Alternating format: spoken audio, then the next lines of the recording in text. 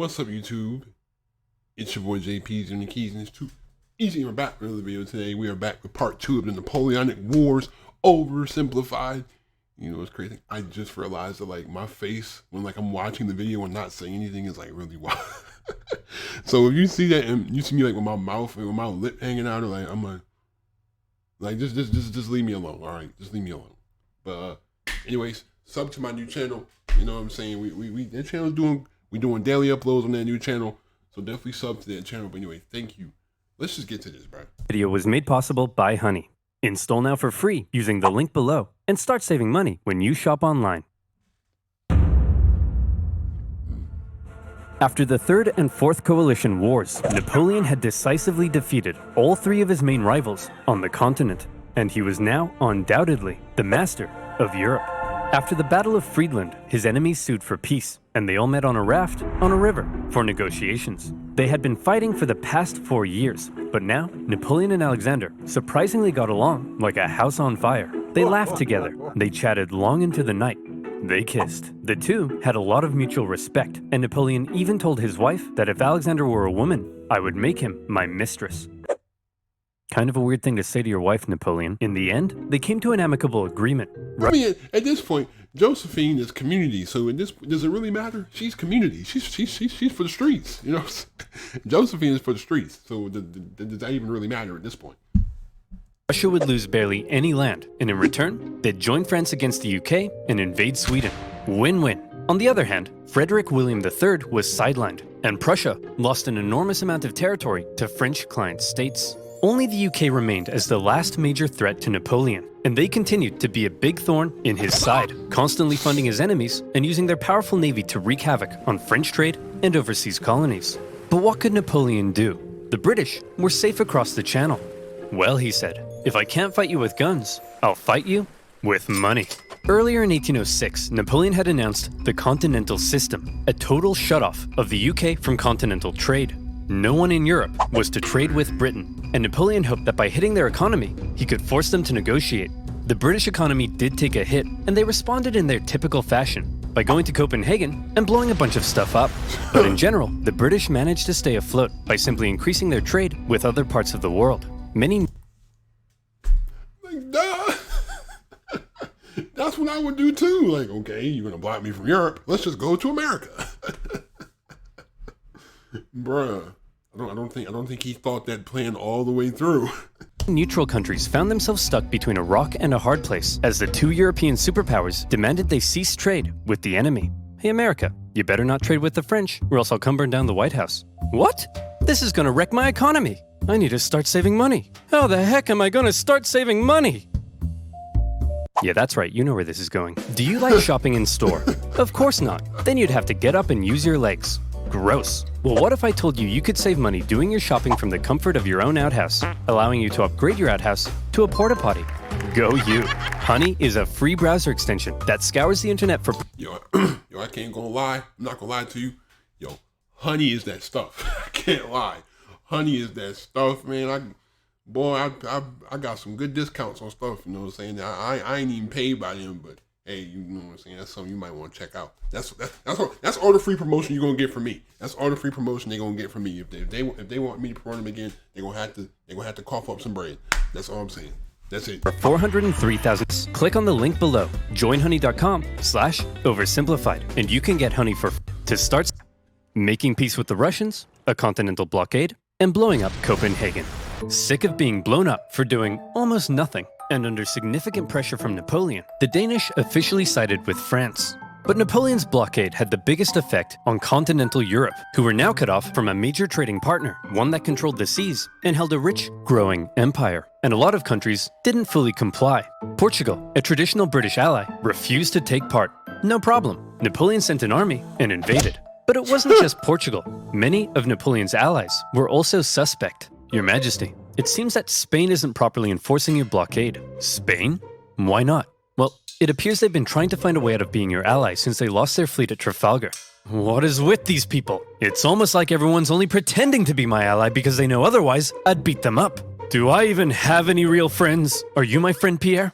Say yes or I'll slap you. Napoleon had come to mistrust his ally to the south, and in particular, Napoleon thought the Spanish royal family were an incompetent mess. All right, Carlos, you've got to get it together. How can I trust you when all you do is go hunting? Meanwhile, you let this ambitious nobody who dislikes me run the country. And you seem to be the only person in the universe who doesn't realize he's boinking your wife. And what's worse... Who the heck are you? I'm the king's son. I just overthrew my dad. So, actually, now I'm the king. You people are the biggest cluster of shameless, narcissistic idiots and all around just the worst people I've ever met. Here, have a Kid's Choice Award. French forces, many having conveniently already entered Spain to invade Portugal, occupied Spanish forts, and Napoleon invited the Spanish royals to France to help mediate their differences. All right, we're here with the royal family of Spain. So, Fernando. Yo, they really did a Dr. Phil segment on the... Yo, shout out OverSimplified for going over and beyond. Yo, this is funny, bro. I like this. You've been accused of plotting against your father and vying for the Spanish throne. What do you have to say for yourself? Well, Napoleon, I just think great. Well, I've got the test results right here. Fernando, in the case of the Spanish throne, you are not the king. And Carlos, you are also not the king. I'm the king! Actually, Napoleon made his brother the king, but for all intents and purposes, Spain was now his puppet. He expected the Spanish people to be over the moon at the removal of their unpopular royal family.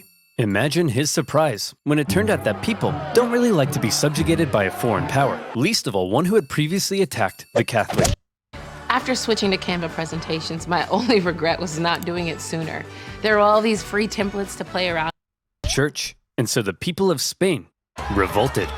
Brutal fighting broke out as bands of armed Spaniards ambushed French troops across the kingdom, and vicious atrocities were committed on both sides. In addition to fighting the regular Spanish and Portuguese forces, the French had to contend with tens of thousands of guerrilla fighters throughout the Spanish countryside. The British even took the opportunity to land an army led by the future Duke of Wellington. And now, British forces were defeating French ones on land. Napoleon briefly went to Spain in person, and he did drive back the Allied armies, but before long, his attention was needed elsewhere. The whole thing became a nightmare for the emperor. He excelled at traditional warfare, but this was something more akin to Napoleon's Vietnam. The whole conflict would keep hundreds of thousands of French soldiers and resources bogged down for years. Napoleon was never able to break the will of the Spanish people, and this problem weakened his position in Europe. Hey, Francis. Want to go to war with Napoleon again? Oh, I don't know, Britain. He's already whomped me 3 times. I'll give you £1 bazillion. Well, okay. Seeing that Napoleon was now caught up in Spain, and with some British funding, Austria decided maybe, just maybe, this time, they'd have a chance. So did they? No. Napoleon defeated them in just 4 months. It was quick, but it wasn't exactly easy. The Austrians had been watching Napoleon and learning, and they had made some reforms, while Napoleon, after years of war, was increasingly having to rely on inexperienced conscripts. So this time, the Austrians gave him a run for his money. The Fifth Coalition saw some of the bloodiest... Oh yeah, because this was the time when, like, this was the time when, like, he kind of realized, like, it might be over. So I think it was a lot of, like, I think I remember from Epic history, it was a lot of young teenagers that were part of his army, and like a lot of the experienced generals either were dead or like were extremely old, and you know his army was kind of weak, but you know he had to pick somebody. At this point, anybody in France who was old enough to fight, you're gonna fight the war. You got no choice. Battles to date, including Napoleon's first major defeat, and when he did finally defeat the Austrians at the Battle of Wagram, it was a very costly victory. Still, Napoleon had yet again kicked Francis's butt, and as part of the peace terms, Austria lost a bunch more land. Not long after, however, Napoleon and Francis came to another agreement. It was decided that Napoleon would marry Francis's young daughter. But wait, doesn't Napoleon already have a wife? Well, yes, he did. Josephine and Napoleon had become quite fond of one another, but now that Napoleon was playing the monarch game, he needed a male heir, and his aging wife wasn't giving him one. So it was out with the old and in with the new. At least he didn't behead anyone. For Austria, they felt that if Napoleon was going to keep on winning, they may as well be on his side. So through the marriage, Napoleon got an alliance with Austria and a beautiful baby potato. Between the so all of a sudden now that Josephine is a little bit older and now she got them community days out of her. Now they finally, congrats, she finally loved him. Oh wow, that's funny. That's funny. He done beat Austria 4 times, so he's like, man, F it, just take the whole country at this point. F it, just get. Failing blockade against Britain, the ongoing war in Spain, and now his recent struggles in Austria, cracks in Napoleon's invincibility were beginning to show. But still, look at this map. So blue, so beautiful. Even Sweden, after being pulverized by Russia, overthrew their king, and after an interesting chain of events, ended up putting one of Napoleon's own marshals in charge. Marshal Bernadotte took the name Karl Johan and became Crown Prince of Sweden, after agreeing to join Napoleon's continental system. For now, Sweden was Team France. Napoleon was on top of the world. He had won an endless string of victories. All he had to do now was sit back and not make any major miscalculations that could completely turn the tide of war. So let's see what comes next. France's alliance with Russia was a terrifying prospect. Together, the two could have been unstoppable, but unfortunately, the alliance didn't last. The Russians felt they weren't getting a fair deal. Napoleon's Duchy of Warsaw right on their doorstep was a bit of an insult, and then their economy began to tank because of Napoleon's British blockade. And eventually, they began to open up trade. Your Majesty, it seems Alexander is no longer abiding by the continental system and has begun trading with the British. Alexander? But he kissed me.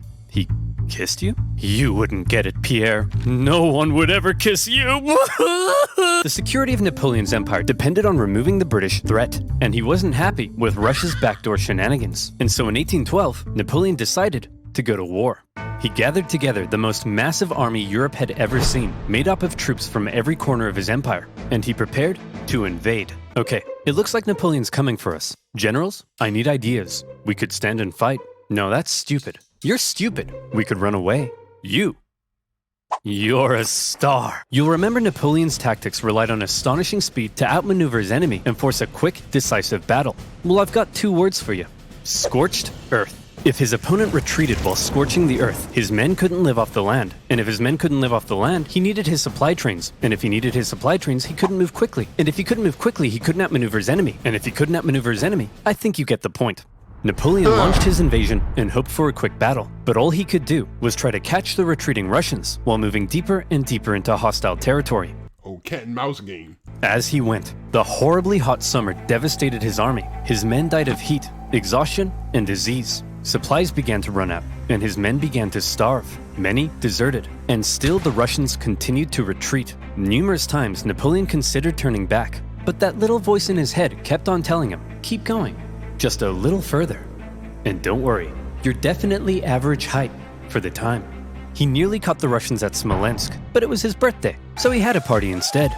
When he finally reached Moscow, he predicted the Russians wouldn't be willing to give up such a historic and holy city without a fight.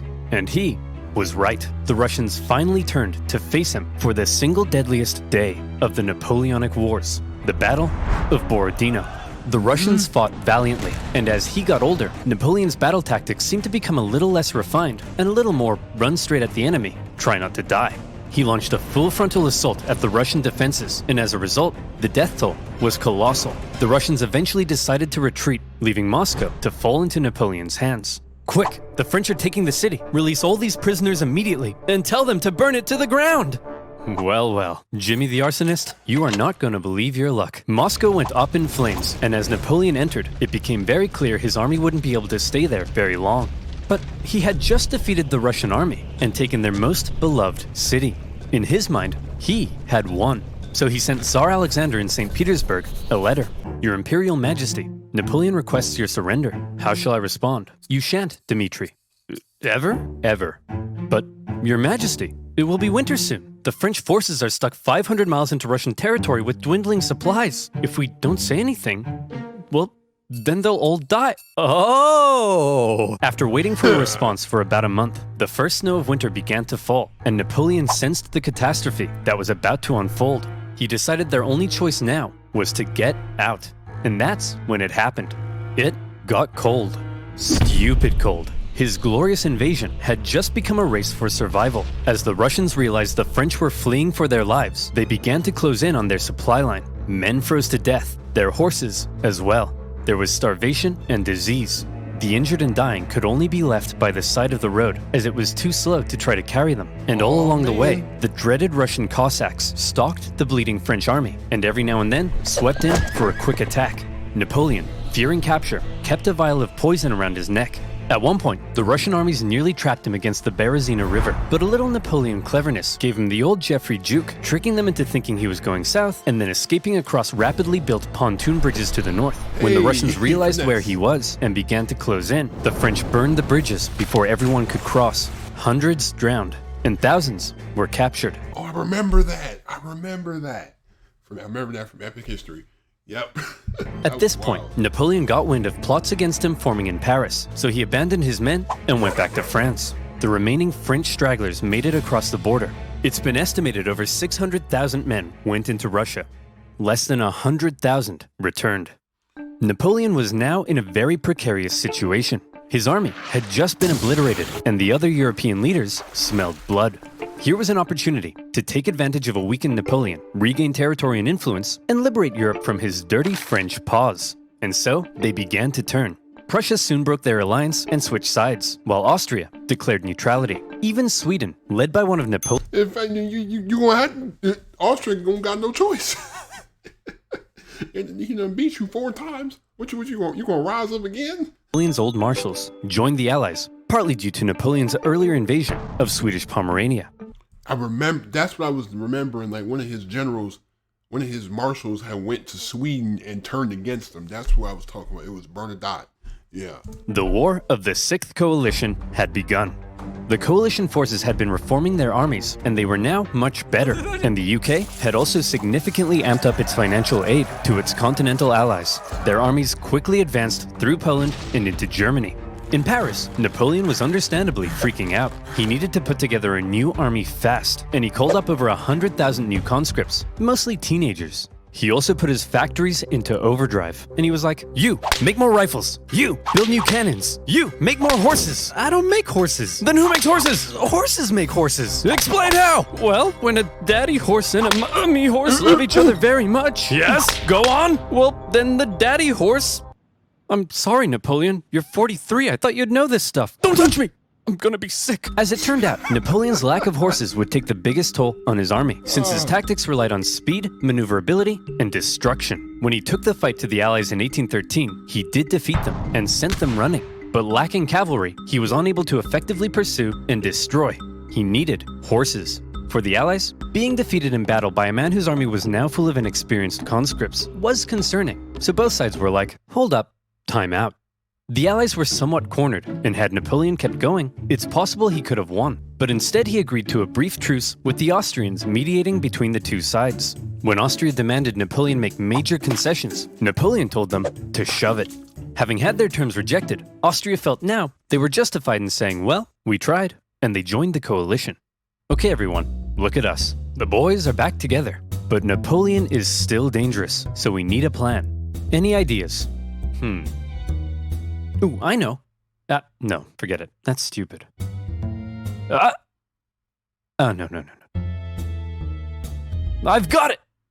When he approaches, we run away. Genius. He's a genius. The plan was as follows. Wherever Napoleon advanced, whoever he advanced on would avoid battle, allowing the others to sweep in from the sides and attack the French marshals guarding his flanks. Essentially, the plan was, don't try to fight Napoleon. And this plan worked tremendously. The Allies scored a number of victories that saw Napoleon move back to the city of Leipzig, where he would make one last major stand as the Allied armies converged in on him from all sides. The stage was set for the biggest and bloodiest battle of the Napoleonic Wars, the Battle of Leipzig. Almost 500,000 troops from over a dozen nations stretched across the battlefield. The French found themselves fighting on all sides for 4 days against the Austrians, Prussians, Swedes, and Russians. It's no wonder this battle is also sometimes referred to as the Battle of the Nations. The French fought ferociously, but ultimately were no match for the coordinated efforts of the coalition. At one point, in the midst of battle, Saxon troops allied with the French had a team huddle and were like, "Hey guys, I'm pretty sure the French are losing. Let's switch sides." And so they did. When it became clear that Napoleon couldn't win, he ordered a retreat across the only bridge over the river. The Allies swarmed into the city, and desperate fighting raged in the streets. "Okay, Corporal, after everyone has crossed the river, I need you to blow up the bridge. Okay? Not before everyone's crossed, after. You got that? Yes, Colonel, I'm not 5. I can comprehend time. Good." Wait, did he say before or after? Well, fortune favors the bold. The bridge was blown early, and 30,000 French troops were stranded and captured. A disaster. And with that, the dominoes were beginning to come crashing down on Napoleon. In the south, an army under the British Duke of Wellington had been pushing the French out of Spain for the past few years, and were now crossing into France. Austrian armies had pushed into Italy, while Napoleon's old flamboyant cavalry commander, Murat, who Napoleon had made king of Naples, decided to switch sides. German states, many resentful after years under Napoleon's thumb, turned against him, and the Confederation of the Rhine collapsed. Bernadotte invaded Denmark, and they were forced to join the coalition, while the Netherlands were liberated. You'd think Napoleon might have seen the writing on the wall, but he was Napoleon, and so instead, he prepared to keep fighting. As attitudes in Paris were already beginning to turn against him, he called up more conscripts to defend the exhausted nation. As for the Allies, they weren't sure exactly what they were aiming for here. A few peace offers were floated that may have let Napoleon keep his position, but the British kept throwing around even more money, and eventually, they all agreed that the ultimate aim was the deposition of Napoleon entirely. And so, Napoleon embarked on one of his most famous campaigns to defend the homeland. He was completely outnumbered, but the Allied armies had split up and spread out. His army was so small that he could move at lightning speed, and he used this to his advantage. In the famous 6 Days campaign against Prussian General Blücher, he attacked from all directions and defeated Blücher's forces 4 times, only suffering a tenth of the casualties he inflicted. Even with his back completely to the wall, Napoleon was still Napoleon.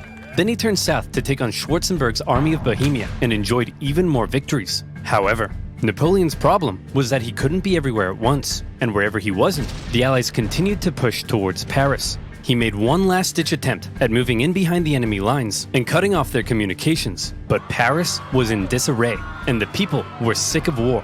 One ambitious and slightly treacherous politician sent the Allied armies a letter basically saying, "Hey guys, come on in." And so, they did. The city's defenders surrendered, and as the Allied leaders entered Paris, the people cheered them as bringers of peace.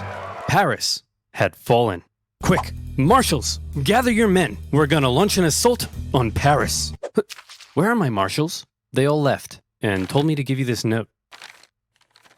Napoleon's marshals had realized what he hadn't. It was over, and they insisted all that was left now, for the good of France, was for him to abdicate.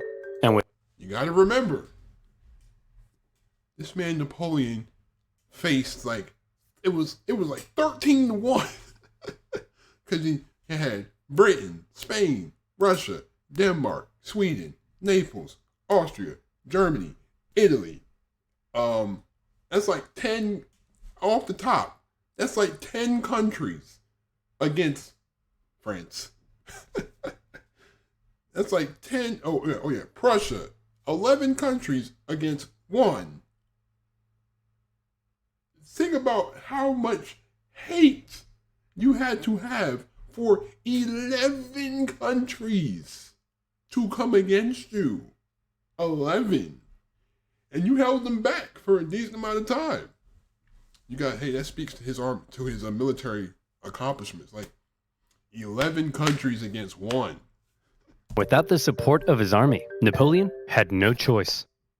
He hoped his son could take his place, but it was decided instead to restore the old Bourbon monarchy. Old King Louis XVI's brother would become the King of France. It was almost like the French Revolution had never even happened. But what will we do with Napoleon? We can't have a hyperactive 44-year-old menace running around reigniting revolutionary ideals and plotting his return. Well, why don't we send him, I don't know, there. The location chosen for Napoleon's exile was the small island of Elba, just off the coast of Italy.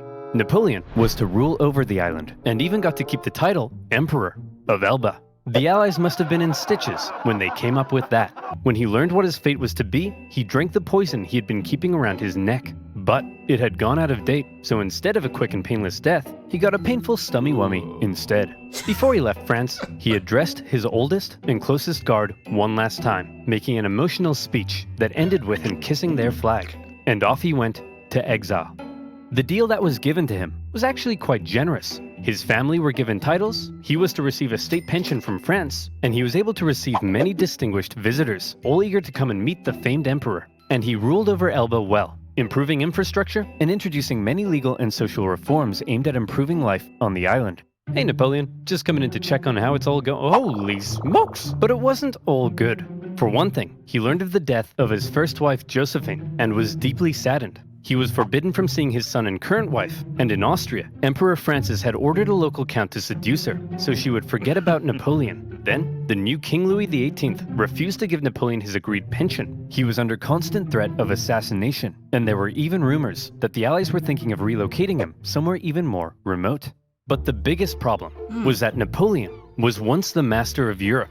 He had lived a thrilling life of adventure, fame, and glory. Now, he found himself on a tiny island in the Mediterranean, and he was bored.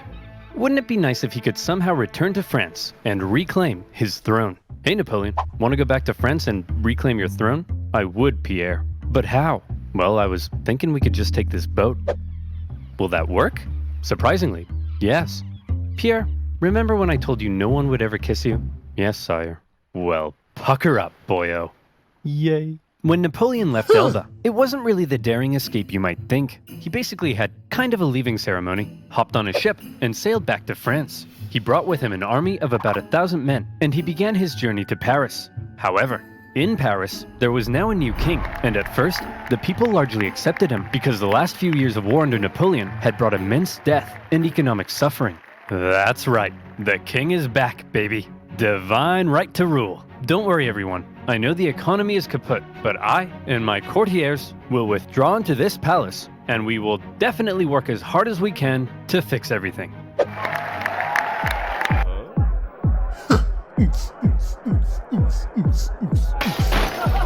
Oh yeah, that's why we got rid of the king. As the Bourbon monarchy began to look more and more like a return to the past, and the returning nobility seemed hellbent on regaining their lost privileges, the people weren't too happy. And so, Napoleon hoped that his glorious return would be met with jubilation. In the end, the reaction was a little mixed, but many were happy to see their old emperor. Your Majesty, it seems that Napoleon is back and marching this way with 1,000 men. That guy? No problem. I have hundreds of thousands of men. Send them to arrest him. Your Majesty, it seems the thousands of men we sent to arrest Napoleon have all joined his side. Well, I'm off to Belgium. If you ever need a king again, be sure to let me know. As Napoleon continued his journey, the king had sent battalions of men to stop him, but they largely comprised of Napoleon's old soldiers, many unhappy with King Louis's military reforms. And so, when ordered to arrest him, they simply couldn't do it. In one famous incident, the troops began to cry out, "Long live the Emperor." When Napoleon reached Paris, with King Louis having fled, he entered unopposed to reclaim his throne. Napoleon was back from the dead. Okay everyone, now that we've finally gotten rid of that guy, let's try to make sure something like this can never happen again. What's that doing there? Hey fellow monarchs!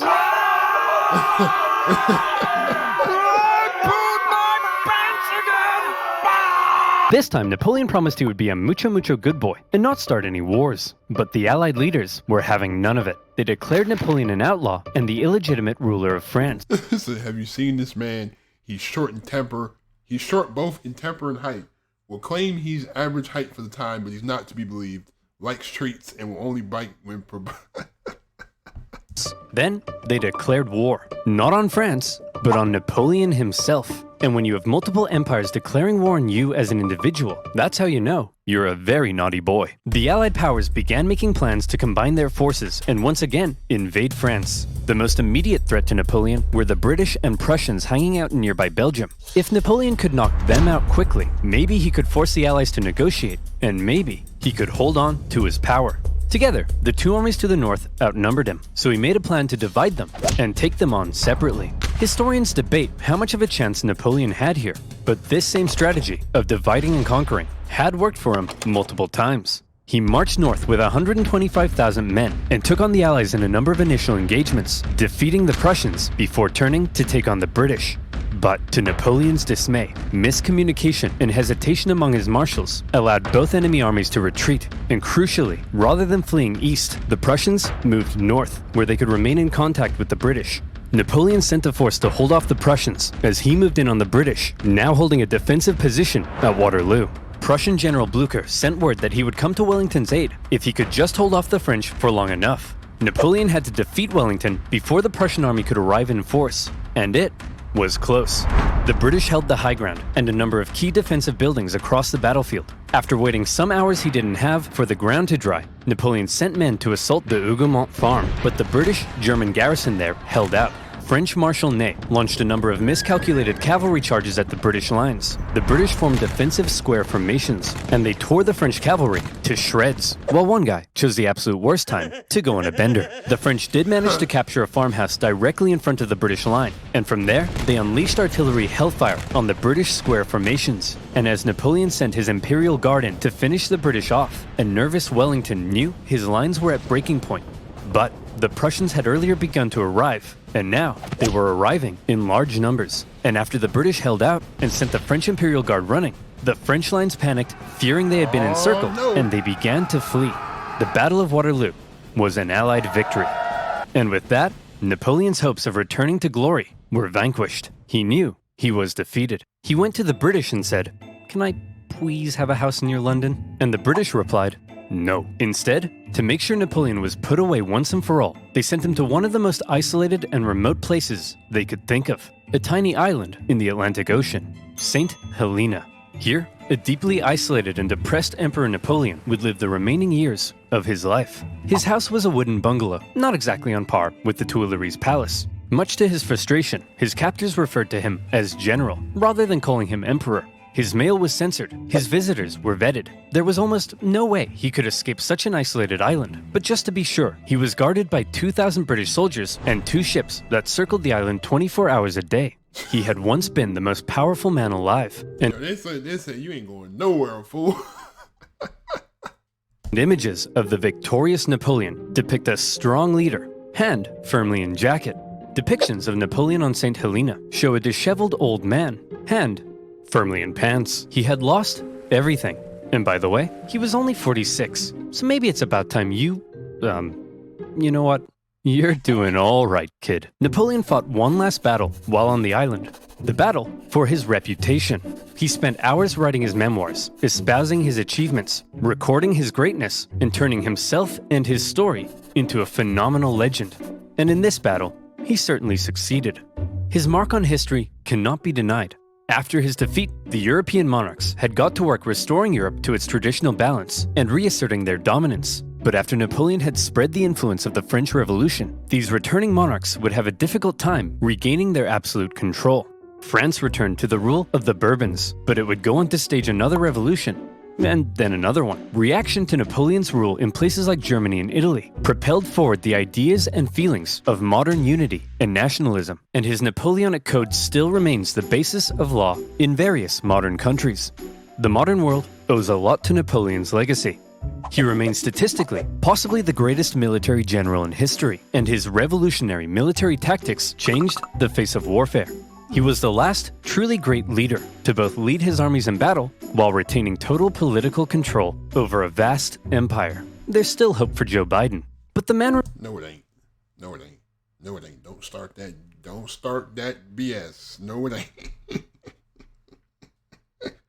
No, it ain't. And no, Sleepy Joe. Get sleep. I remember that view like, get Joe Biden off of my screen.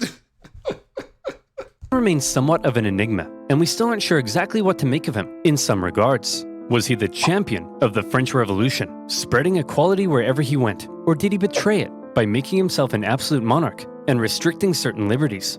Was he an ambitious and aggressive conqueror, hell-bent on bringing Europe to its knees? Or was he simply defending himself against an aggressive Europe, hell-bent on reducing his power? Some things will continue to be debated. Napoleon died at the age of 51, officially of stomach cancer, but some believe he may have been poisoned. The British buried him in a tin coffin inside a mahogany coffin inside a lead coffin inside another mahogany coffin. I guess this time, they wanted to make sure he stayed where they put him.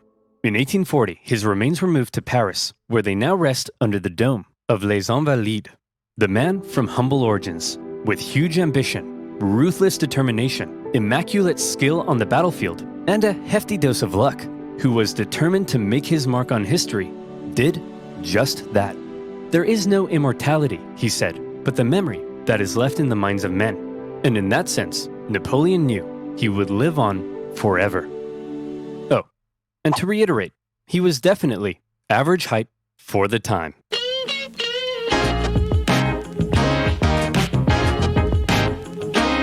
But yeah, thank you. You see, Napoleon, the guy who had 13 countries, like 11, 12 countries banned against him. Basically all of Europe. The guy who fought all of Europe and held them back for a decent amount of time. So, you know what I'm saying? You can always respect how much of a great military general he was and how much military, smarts, and he was a great tactician. Just everything about him was screamed like great military. This man literally made himself an emperor in the 1800s. He made himself an emperor. Because usually when you think of emperor, you think of like Rome, like BC, AD type times. This is when you think of an emperor. But this dude made himself an emperor in the 1800s. Not a president, not a king, an emperor.